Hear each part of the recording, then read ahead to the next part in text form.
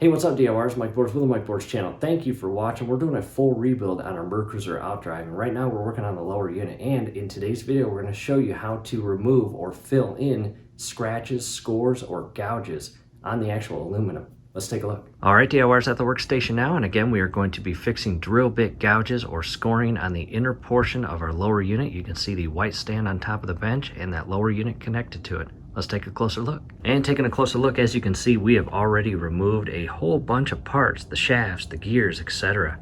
The lower unit is empty, ready to be rebuilt.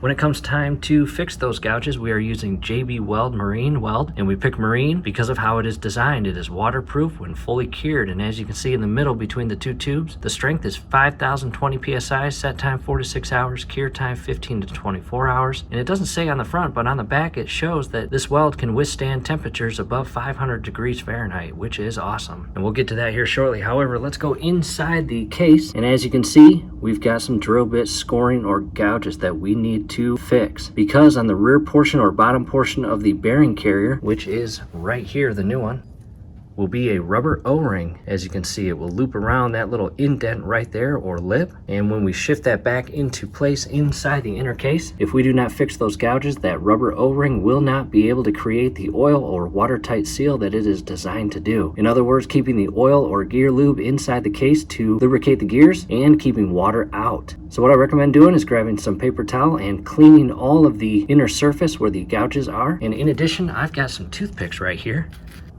that, in the event that you cannot clean on the inner portion of the gouge, let me scroll in and take a look at the drill bit gouge on the left hand side, the larger one. Deep in there is a little bit of debris that I could not get to with a paper towel, so I will use a toothpick to clean them out. And DIYers, I'm doing my best to give you a good view of this, again using a toothpick to get deep into that gouge to remove any remaining debris that I could not get to with the paper towel. You want this as clean as possible prior to applying the JB Weld. Next, I grabbed my Craftsman 800 grit scuffing pads and I cut up little pieces. I'm going to go back inside the case and carefully sand the inner portion of those gouges. And what that will do is rough up the surface of the case and allow the JB Weld to really attach and bond to that surface of the case. And again, I'm doing my best to give you a good view of it.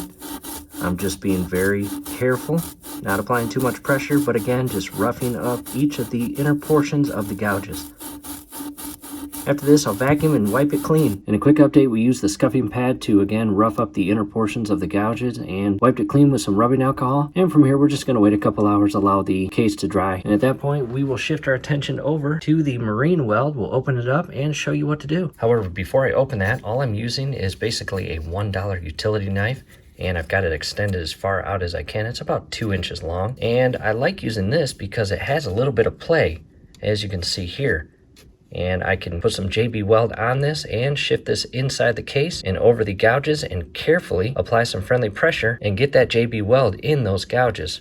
Pretty nice. However, as you can see, there are lines on these blades if you use one of these blades. And those are basically breakaway portions of this blade. So if you're not careful and you use too much pressure as you apply this, this blade will snap, and you don't want that. And from here, what I'll do is just do a couple test runs just to get the feel of the blade that I will be using and how much pressure I want to apply on the blade and how I want to position this. A little practice will go a long way. At this point, I've unpackaged the tubes, and on the left-hand side, the black tube is steel. On the bottom side, you can see that. And then the blue tube is the hardener, as you can see right here.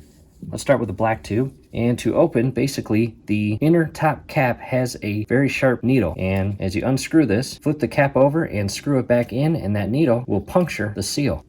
Set the cap aside and do the same for the hardener. I'll set that aside, and we are going to start with the steel portion. And we want a 1-to-1 ratio, meaning the exact same amount coming out of each tube. And I'm just going to do about an inch line, cut that off, put the cap back on, set that aside, and do a 1 inch with the hardener. And if you don't do it 1-to-1 ratio, meaning the exact same amount for each tube, you will not mix this properly. And that's not good, because if you don't mix it properly, then it won't work properly. From here, I'll set the tubes aside, and I've got a toothpick, and all I'm going to do now is basically mix the two together until it turns more of a gray color. And really mix it good. Spend about a minute, maybe 2 minutes, just mixing it. And you'll notice it gets a little harder, more like paste. The more you mix it, the better bond when it is applied. And I'll set this aside.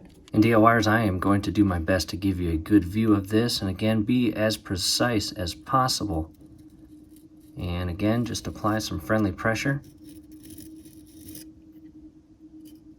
And I'll do my best not to get it on the rear portion here where the rubber O-ring makes contact with.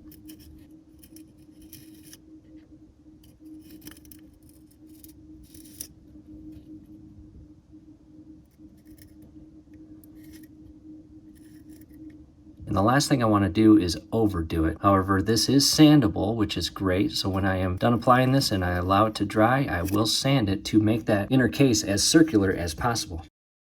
Again, starting basically at the deep end. And I'll do this in sections because I'm working with a circular insert or surface. In other words, I don't want to do the bottom portion grooves here as shown, and at the same time continue up the circular wall. No need to rush this.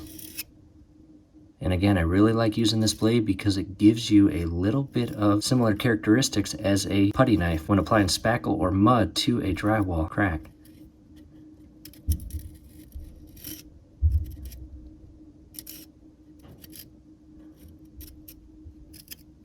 Quick update, I made another mixed batch of JB Weld, allowed it to sit for 15 minutes to give it a chance to harden. At that point, I shifted it on the blade and into the inner portion of the case, as you can see here. In other words, I basically did everything right now. We'll allow it to cure for 24 to 48 hours. We'll be right back with you. Back at it, and we let it sit for 2 days, and there is what it looks like when it is dry. We're going to sand this part first and then move inward toward the remaining portion. What I have now are 3 separate sheets of sandpaper. You can actually buy these individually at your local Ace Hardware. I'm going to start with the more finer or friendliest sandpaper, and that being the 400 grit. And this is the 180, and this is a 150. I cut about a 3-inch piece. I'm going to fold it in half and grab the open end and carefully apply some friendly pressure to the JB Weld. And I'm just going to take my time. No need to rush this. And it's coming off extremely nicely.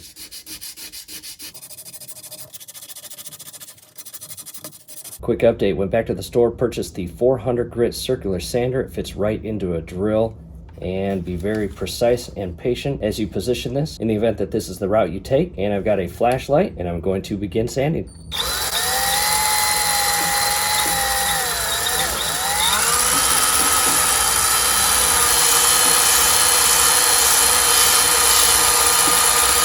And here it is. You can see all of the areas that have been filled in with JB Weld and sanded away. And you can also see I took some paint off, but that is okay. I'm going to prime and repaint this inner portion of the lower unit. And DIYers, that circular sander that connects to the drill, a total game changer. Trust me. Prepping goes a long way. What I did was taped over the thread that the retainer nut will screw into and secure the bearing carrier, as well as the rear portion, as you can see here, so no paint gets into the area where the gears and clutch dog and shaft are. And I purchased some high temperature engine enamel primer and shake it well for about 2 minutes. Time to prime. However, I grabbed a piece of cardboard and I'm going to run a quick little test run with the spray can. There we go. Now it's time to paint the inside of the engine, and do not overdo it.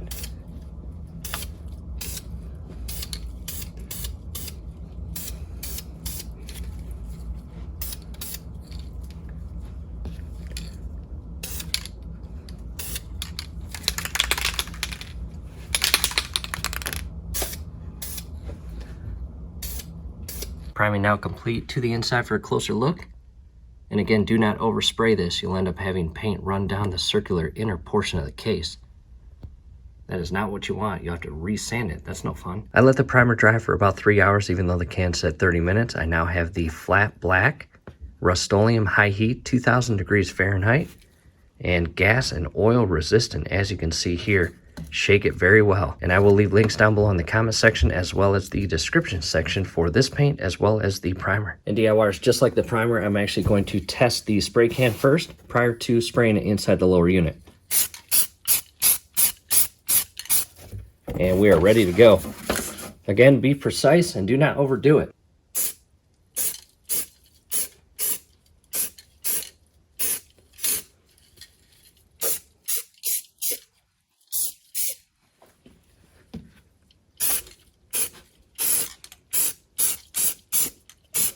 We ended up putting 2 coats on, and we are going to remove all the tape and show you the finished product.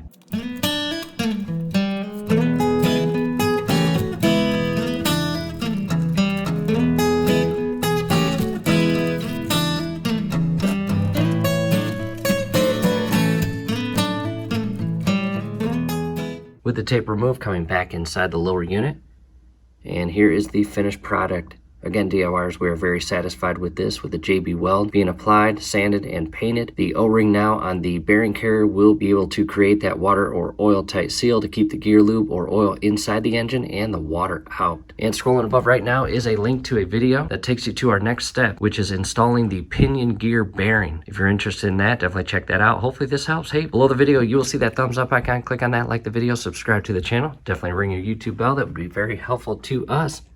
We'd really appreciate it. Thanks again for watching.